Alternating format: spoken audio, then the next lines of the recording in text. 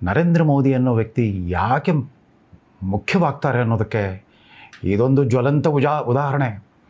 ಹೀಗೆ 2 ವಾರಗಳಿಂದ ಕರ್ನಾಟಕದಲ್ಲಿರೋ D K Shivakumar ನೇತೃತ್ವದ ಕಾಂಗ್ರೆಸ್ ಸರ್ಕಾರ ಬಡವರ ಮೇಲೆ ಬುಲ್ಡೋಜರ್ ಹಾರಿಸ್ಬಿಟ್ಟು ತನ್ನ ಪರಾಕ್ರಮವನ್ನು ಮೆರೆದಿದೆ.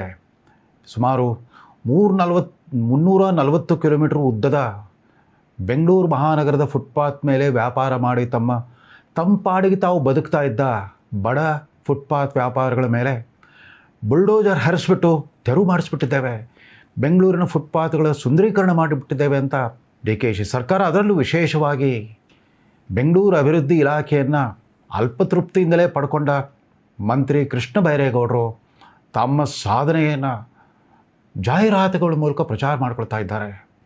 ಇಷ್ಟೆಲ್ಲ ಆದರೂ ಕೂಡ ಅಂದರೆ ಸುಮಾರು 2.5 ಲಕ್ಷ ಬೀದಿ ಬದಿ ವ್ಯಾಪಾರಿಗಳಿದ್ದಾರೆ ಅನ್ನೋ ಅಂದಾಜು. ಒಂದು ಕುಟುಂಬದಲ್ಲಿ 4 ಜನ ಅಂತಂದರೆ ಸುಮಾರು 10 ಲಕ್ಷ ಜನ ಬೀದಿ ವ್ಯಾಪಾರಿಗಳ ಕುಟುಂಬಸ್ಥರನ್ನು ಬೀದಿಗೆಸ್ತರು ಈ ಸರ್ಕಾರದ ಅದರಲ್ಲೂ ಅದನ್ನು ನಡೆಸಿದ ಆ ಕಾರ್ಯಾಚರಣೆಯ ಸ್ವರೂಪ, ಅದರಲ್ಲಿನ ಪೊಲೀಸ್ ದರ್ಪ ದೌರ್ಜನ್ಯ ಹಿಂಸೆಯನ್ನು ಗಮನಿಸಿದ್ರು ಕೂಡ ಗಮನಿಸಿದವರಂತ ಸುಮ್ಮನೆ ಕೂತ್ಬಿಟ್ಟಿದ್ದಾರೆ. ರಾಷ್ಟ್ರದಲ್ಲಿ ಆಳು ಪಕ್ಷ, ರಾಜ್ಯದಲ್ಲಿ ವಿರೋಧ ಪಕ್ಷವಾಗಿರುವ ಭಾರತೀಯ ಜನತಾ ಪಕ್ಷದ ನಾಯಕರುಗಳು ಈ 10 ಲಕ್ಷ ಮಂದಿ ಅನುಭವಿಸ್ತಾ ಇರಬಹುದ ಬವಣೆಯ ಬಗ್ಗೆ ಯಾರಿಗೂ ಬೇಜಾರಿದ್ದಂತಿಲ್ಲ, ಯಾರ ಮನಸ್ಸು ಕಲಕ್ತಾ ಇಲ್ಲ. ಅದೇ ರೀತಿ ಬಿಡದಿ ಟೌನ್ಶಿಪ್ ವಿರುದ್ಧ ರೈತರನ್ನು ಸಂಘಟಿಸಿ ಅದ್ಭುತವಾದ ಹೋರಾಟ ಮಾಡ್ತಾ ಇರೋ JDS ನಾಯಕರುಗಳು ಕೂಡ ಬೆಂಗಳೂರಿನ ಬಡ ಫುಟ್ಪಾತ್ ವ್ಯಾಪಾರಿಗಳ ಮೇಲೆ ಬುಲ್ಡೋಜರ್ ಕಾರ್ಯಾಚರಣೆ ವಿರುದ್ಧ ಅವರು ಕೂಡ ಖಚಿತವಾದ ನಿಲುವು ತಾಳ್ತಾ ಇಲ್ಲ. ಇದ್ರ ಮಧ್ಯೆ ಬೆಂಗಳೂರಿನ ಮಧ್ಯಮ ವರ್ಗದವರು ಚಪ್ಪಾಳೆ ತಟ್ತಿದ್ದಾರೆ. ಅದಕ್ಕೆ ಪೂರಕವಾಗಿ ಬಹುತೇಕ ನಗರ ಕೇಂದ್ರಿತ ಮಾಧ್ಯಮಗಳು ಕೂಡ ಅದನ್ನು ಸಮರ್ಥಿಸ್ಕೊಳ್ತಾ ಇದ್ದಾರೆ. ಇದ್ರ ಮಧ್ಯೆ ಇವತ್ತು ನಾನು ಗಮನಿಸಿದೆ, ಈ ಬೀದಿ ಬದಿ ವ್ಯಾಪಾರಿಗಳಿಗೆ ಪ್ರಧಾನಮಂತ್ರಿ ನರೇಂದ್ರ ಮೋದಿಯವರ ಹತ್ರ ಯಾವ ಕಾರ್ಯಕ್ರಮವೂ ಇರಲಿಲ್ಲ. ಖಂಡಿತವಾಗಿಯೂ ಇತ್ತು. ದೀನ್ ದಯಾಳ್ ಅಂತ್ಯೋದಯ ಯೋಜನಾ ಡೇ ಅಂತ ಕರೀತಾರೆ. 2016ರಲ್ಲೇ ನರೇಂದ್ರ ಮೋದಿಯವರು ದೀನ್ ದಯಾಳ್ ಅಂತ್ಯೋದಯ ಯೋಜನೆ ಅನ್ನೋದನ್ನು ವಿಶೇಷವಾಗಿ ರೂಪಿಸ್ಬಿಟ್ಟು ನ್ಯಾಷನಲ್ ಅರ್ಬನ್ ಲೈವ್ಲಿಹುಡ್ಸ್ ಮಿಷನ್ ಅನ್ನೋ ಒಂದು ಅಭಿಯಾನವನ್ನು ಶುರು ಮಾಡಿಬಿಟ್ರು. ರಾಷ್ಟ್ರೀಯ ನಗರವಾಸಿ ಜೀವನೋಪಾಯಗಳ ಅಭಿಯಾನ ಅನ್ನೋ ಒಂದು ಬೃಹತ್ ಕಾರ್ಯಕ್ರಮವನ್ನೇ ರೂಪಿಸ್ಬಿಟ್ರು. ಸುಮಾರು 21 ಪುಟಗಳ ಆ ಕಾರ್ಯಕ್ರಮದ ಒಂದು ಕೇಂದ್ರ ಸರ್ಕಾರ ಪ್ರಕಟಿಸಿರೋ ಆ ಗ್ರಂಥ ಏನಿದೆ, ಅದರಲ್ಲಿ 20ನೇ ಪುಟದ ವಿಶೇಷ chapter support for urban street vendors, SUSV ಅನ್ನೋ ಒಂದು ಅಧ್ಯಾಯ ಇದೆ. Support for urban street vendors, ನಗರ ಪ್ರದೇಶದ ಬೀದಿ ಬದಿ ವ್ಯಾಪಾರಿಗಳಿಗೆ ಬೆಂಬಲ ಅನ್ನೋ ಒಂದು ವಿಶೇಷ ಯೋಜನೆ ಇದೆ. ಅದರಲ್ಲಿ ಒಟ್ಟು 4 ಅಂಶಗಳಿದೆ. ಅದರಲ್ಲಿ ಒಂದು, ಈ ಬೀದಿ ಬದಿ ವ್ಯಾಪಾರಿಗಳಿಗೆ ಸ್ಕಿಲ್ ಡೆವಲಪ್ಮೆಂಟ್, ಅವರಿಗೆ ಮಾರುಕಟ್ಟೆ ವಿಧಾನಗಳ, ಮಾರಾಟ ವಿಧಾನಗಳ, ಕೊಳ್ಳುವಿಕೆ ಮತ್ತು ಮಾರಾಟ ಕುರಿತಂತೆ ವಿಶೇಷ ಕೌಶಲ್ಯಗಳ ತರಬೇತಿ ಕೊಡೋದು. ಎರಡನೇದು, ಕಾಲಕ್ರಮದಲ್ಲಿ ಅವರೆಲ್ಲ ಮೈಕ್ರೋ ಆಂಟ್ರಪ್ರಿನರ್ಸ್ ಆಗೋ ಹಾಗೆ, ಅತಿ ಸೂಕ್ಷ್ಮ ಉದ್ಯಮದಾರರಾಗೋ ಹಾಗೆ ಅವರಿಗೆ ಮಾರ್ಗದರ್ಶನ ಮಾಡೋದು. ಮೂರನೇದು, ಅವರ ಜೀವನೋಪಾಯಕ್ಕೆ, ಅವರ ಮಾರಾಟಕ್ಕೆ ಅನುಕೂಲವಾಗೋ ರೀತಿಯಲ್ಲಿ ನಗರ ಯೋಜನೆಯನ್ನು ರೂಪಿಸೋದು. ಅಂದರೆ ಫುಟ್ಪಾತ್ಗಳ ವಿನ್ಯಾಸ ಮಾಡುವಾಗಲೇ ಈ ಫುಟ್ಪಾತ್ ವ್ಯಾಪಾರಿಗಳಿಗೂ ಅನುಕೂಲವಾಗೋ ರೀತಿಯಲ್ಲಿ ರೂಪಿಸೋದು. ನಾಲ್ಕನೇದು, ಅವರಿಗೆ ಸುಲಭ ಸಾಲ ಸೌಲಭ್ಯವನ್ನು ಕಲ್ಪಿಸೋದು. ರಾಷ್ಟ್ರೀಯ ಬ್ಯಾಂಕ್ಗಳ ಮೂಲಕ ಸುಲಭ ಸಾಲ ಸೌಲಭ್ಯಗಳನ್ನ ಕಲ್ಪಿಸೋದು. ಜೊತೆಗೆ ಅವರನ್ನು ಈ ಮೀಟರ್ ಬಡ್ಡಿ ಹಾವಳಿಯಿಂದ, ಮೀಟರ್ ಬಡ್ಡಿ ಸಾಲಗಾರರ ಕಪಿಮುಷ್ಟಿಯಿಂದ ತಪ್ಪಿಸಲಿಕ್ಕೆ ಅವರಿಗೆ ಕ್ರೆಡಿಟ್ ಕಾರ್ಡ್ ಯೋಜನೆ, ರೂಪೇ ಮತ್ತು ಕ್ರೆಡಿಟ್ ಕಾರ್ಡ್ ಯೋಜನೆಯನ್ನು ಕೂಡ ಕೊಡೋದು, ಸೌಲಭ್ಯವನ್ನು ಕೂಡ ಕಲ್ಪಿಸೋದು. ಈ ವಿಶೇಷ ಸೌಲಭ್ಯಗಳ ಹೊರತುಪಡಿಸಿ ಕೇಂದ್ರ ಮತ್ತು ರಾಜ್ಯಗಳು ರೂಪಿಸಿರುವ, ಬಡವರಿಗಾಗಿ ರೂಪಿಸಿರುವ ಇತರ ಎಲ್ಲ ಸಮಾಜ ಕಲ್ಯಾಣ ಕಾರ್ಯಕ್ರಮಗಳ ಫಲವನ್ನು ಕೂಡ ಇವರಿಗೆ ತಲುಪಿಸೋದು. ಅದು ಆಯುಷ್ಮಾನ್ ಭಾರತವಾಗಿರಲಿ, ಕರ್ನಾಟಕ ಸರ್ಕಾರದ ಗ್ಯಾರಂಟಿ ಯೋಜನೆಗಳಾಗಿರಲಿ, ಜೊತೆಗೆ ಪ್ರಧಾನಮಂತ್ರಿ ಆವಾಸ್ ಯೋಜನಾ, ಉಜ್ವಲ ಯೋಜನಾ, ಇತರ ಎಲ್ಲ ಯೋಜನೆಗಳ ಲಾಭವನ್ನು ಕೂಡ ಇವರಿಗೆ ತಲುಪುವಂತಾಗಬೇಕು. ಇದು ಮೋದಿಯವರು ರೂಪಿಸಿದ ಇದೊಂದು ಅದ್ಭುತವಾದ ಯೋಜನೆ, ಸಮಗ್ರವಾದ ಯೋಜನೆ. ಅದರಲ್ಲೂ ನೋಡಿ, ಅವರು ಮತ್ತೊಂದು ವಿಶೇಷ ಅಂಶ ಏನು ಅಂತಂದರೆ, ಬೀದಿ ಬದಿ ವ್ಯಾಪಾರಿಗಳಿಗೆ ಸರ್ಕಾರ ಅವರ ಸರ್ವೆ ನಡೆಸಿಬಿಟ್ಟು ಅವರು ಪ್ರತಿಯೊಬ್ಬರಿಗೂ ಕೂಡ ಒಂದು ಗುರುತಿನ ಚೀಟಿಯನ್ನು ಕೊಡಬೇಕು, ಐಡೆಂಟಿಟಿ ಕಾರ್ಡನ್ನು ಕೊಡಬೇಕು.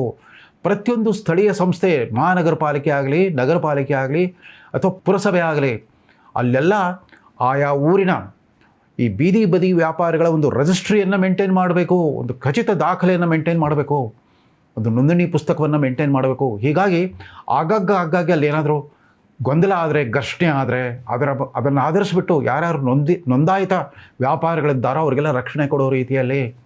ಅದು ಅಷ್ಟೇ ಅಲ್ಲ, ಬೀದಿ ಬದಿ ವ್ಯಾಪಾರಕ್ಕೆ ಪೂರಕವಾದ ನಗರ ಯೋಜನೆಯನ್ನು ರೂಪಿಸಬೇಕು ಅಂತ.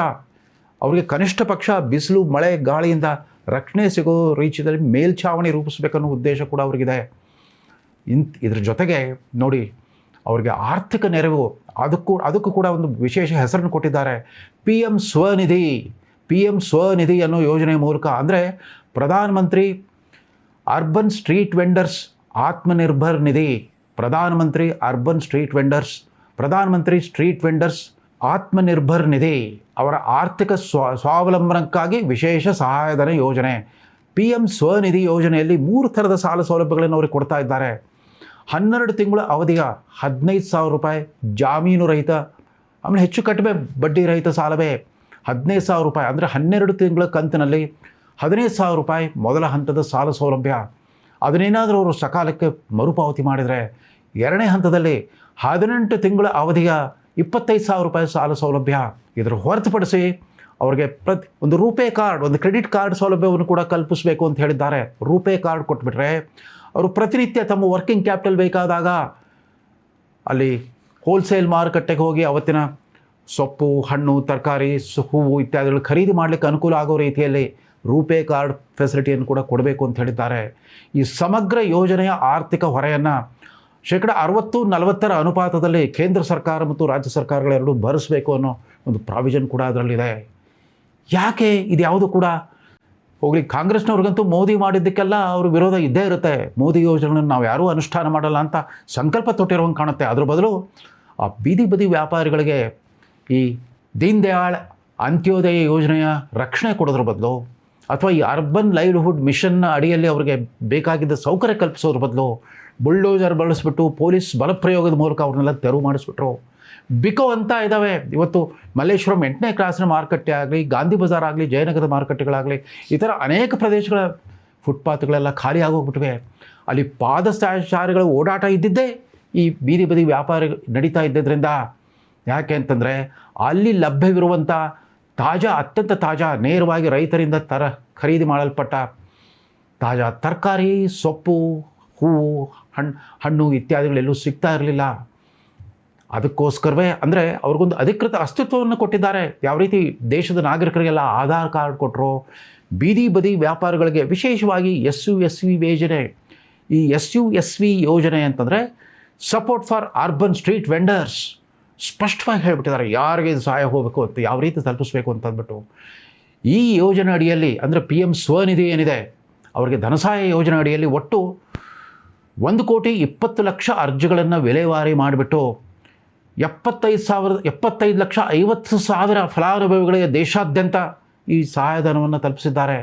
75,50,000 ಫಲಾನುಭವಿಗಳ ಪೈಕಿ 60% ಮಹಿಳೆಯರು ಮತ್ತು 70% SC, ST, OBC ಮತ್ತು ಅಲ್ಪಸಂಖ್ಯಾತ ವರ್ಗಕ್ಕೆ ಸೇರಿದವರು. ಈ ಸಾಮಾಜಿಕ ನ್ಯಾಯದ ಬಡಾಯ ಕೊಚ್ಚೋ ಕರ್ನಾಟಕದ ಕಾಂಗ್ರೆಸ್ ಸರ್ಕಾರಕ್ಕೆ ನೆನಪಿರಲಿ, ಈ ಪ್ರಧಾನಮಂತ್ರಿ ಈ ಅರ್ಬನ್ ಲೈವ್ಲಿಹುಡ್ ಮಿಷನ್ ಯೋಜನೆ ಅಡಿಯಲ್ಲಿ ಒಟ್ಟು ಇದುವರೆಗೂ 17,800 ಕೋಟಿ ರೂಪಾಯಿಗಳ ಸಹಾಯಧನವನ್ನು 75,50,000 ಬೀದಿ ವ್ಯಾಪಾರಿಗಳಿಗೆ ತಲುಪಿಸಿದ್ದಾರೆ. ಅವರು ಬದುಕನ್ನು ಹಸನಾಗಿಸಲಿಕ್ಕೆ, ಅವ್ರ ಬದುಕಿನಲ್ಲಿ ಇನ್ನಷ್ಟು ನೆಮ್ಮದಿಯನ್ನು ಪಡೀಲಿಕ್ಕೆ, ಇನ್ನಷ್ಟು ಆರ್ಥಿಕವಾಗೂ ಮತ್ತು ಸಾಮಾಜಿಕವಾಗಿ ಚೈತನ್ಯ ತುಂಬಲಿಕ್ಕೆ ಈ ಯೋಜನೆಯನ್ನು ರೂಪಿಸಿದ್ರು ನರೇಂದ್ರ ಮೋದಿಯವರು. ಅಂದಹಾಗೆ ನರೇಂದ್ರ ಮೋದಿಯವರು ಬರೋಕ್ಕಿಂತ 1 ವರ್ಷ ಮುಂಚೆ ಡಾಕ್ಟರ್ ಮನಮೋಹನ್ ಸಿಂಗ್ರು ಪ್ರಧಾನಮಂತ್ರಿಯಾಗಿದ್ದ UPA ಸರ್ಕಾರವೇ 2013ರಲ್ಲಿ ಸ್ವರ್ಣ ಜಯಂತಿ ಅರ್ಬನ್ ರೋಜ್ಗಾರ್ ಯೋಜನಾ ಅಂತ ಇದಕ್ಕೆ ಆರಂಭಿಕ ಚಾಲನೆಯನ್ನು ಕೊಟ್ಟಿತ್ತು. ಆದರೆ ಮೋದಿಯವರು 13 ವರ್ಷಗಳ ಕಾಲ ಗುಜರಾತಿನ ಪ್ರಧಾನಮಂತ್ರಿಯಾಗಿ ಪ್ರತ್ಯಕ್ಷವಾಗಿ ಕಂಡನುಭವಿಸಿದ ತಮ್ಮ ಆ ಬೀದಿ ವ್ಯಾಪಾರಿಗಳ ಬದುಕಿನ ಜೀವನ ಕ್ರಮವನ್ನು ನೋಡಿಬಿಟ್ಟು ಇಂಥ ಯೋಜನೆಯನ್ನು ಅವತ್ತೇ ಗುಜರಾತ್ ರಾಜ್ಯದಲ್ಲಿ ಅನುಷ್ಠಾನಗೊಳಿಸ್ಬಿಟ್ಟಿದ್ರು.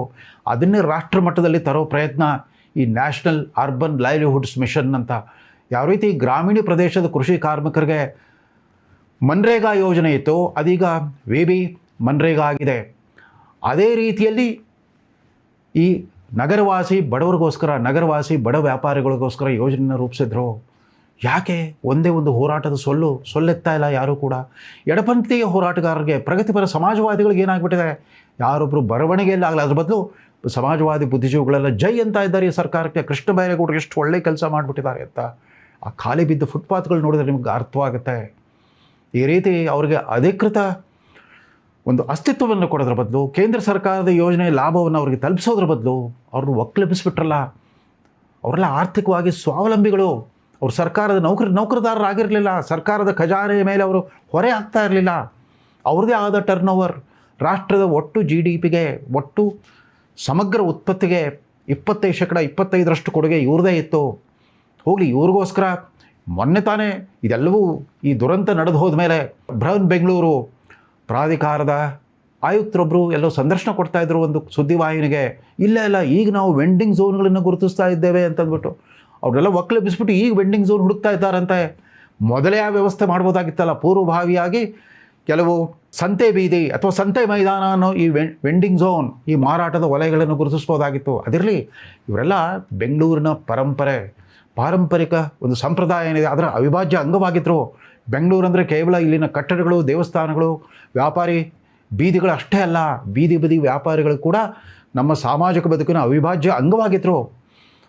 ಇದು ಮೇಲ್ಮಧ್ಯಮ ವರ್ಗದವ್ರಿಗೆ ಅರ್ಥ ಆಗ್ತಾ ಇಲ್ಲ. ಅವರೆಲ್ಲ ಇವಾಗ ಸುಖವಾಗಿ ಗೇಟೆಡ್ ಕಮ್ಯುನಿಟಿಗಳಲ್ಲಿ ಬದುಕ್ತಾರೆ. ಅಲ್ಲಿ ಸೆಕ್ಯೂರಿಟಿ ಗಾರ್ಡ್ಗಳಿರ್ತಾರೆ, CCTV ಕ್ಯಾಮ್ರಾಗಳಿರ್ತಾರೆ, ಸುರಕ್ಷಿತ ತಾಣಗಳಲ್ಲಿ ಬದುಕ್ತಿರೋರಿಗೆ ಇವರು ಬೀದಿ ಬದಿ ವ್ಯಾಪಾರಿಗಳ ದುರಂತ ಅರ್ಥವಾಗ್ತಾ ಇಲ್ಲ ಅಂತ ಕಾಣುತ್ತೆ. ತಕ್ಷಣವೇ ಕಾರ್ಯೋನ್ಮುಖರಾಗಲಿ, ರಾಜ್ಯ ಸರ್ಕಾರ ಸ್ವಲ್ಪ ಕಣ್ಣು ತೆರೀಲಿ. ಹೋಗಿ ಅಧಿಕೃತ ಮೋದಿಯವರ ರಾಯಭಾರಿಗಳ ಥರ ಮಾತಾಡಬೇಕಾಗಿದ್ದ ಭಾರತೀಯ ಜನತಾ ಪಕ್ಷದ ಶಾಸಕರು, ಸಂಸದರು, ಮಾಜಿ ಮುಖ್ಯಮಂತ್ರಿಗಳು, ಮಾಜಿ ಉಪಮುಖ್ಯಮಂತ್ರಿಗಳು, ಸಚಿವರುಗಳೆಲ್ಲ ಬಾಯಿ ಬಿಡಲಿ. ಇವತ್ತು ಯಾವ ರೀತಿ ಬಿಡದಿ ಟೌನ್ಶಿಪ್ ವಿರುದ್ಧದ ರೈತರ ಹೋರಾಟಕ್ಕೆ ಬೆಂಬಲ ಕೊಟ್ಟು ಪ್ರದರ್ಶನ ಮಾಡ್ತಿದ್ದೀರೋ, ನಾಳೆ ಅದೇ ರೀತಿಯ ಹೋರಾಟವನ್ನು ಈ ಬೀದಿ ಬದಿ ವ್ಯಾಪಾರಿಗಳಿಗೋಸ್ಕರವೂ ಕೂಡ ದನಿ ಎತ್ತಲೇಬೇಕು. ಇದು ನಿಮ್ಮ ನೈತಿಕ ಹೊಣೆಗಾರಿಕೆ ಅಂತ ಜ್ಞಾಪಿಸ್ತಾ ಈ ಸಂಚಿಕೆಯನ್ನು ಮುಗಿಸ್ತಾ ಇದ್ದೇನೆ. ನಮಸ್ಕಾರ.